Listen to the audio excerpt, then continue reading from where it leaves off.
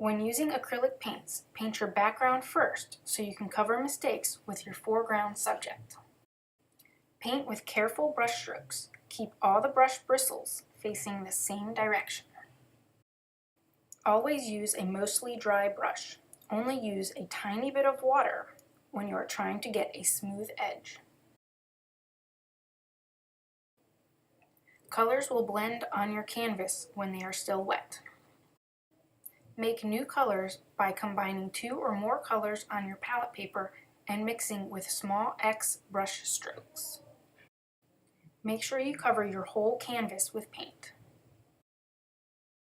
Mixing complementary colors create neutral tones like brown or gray.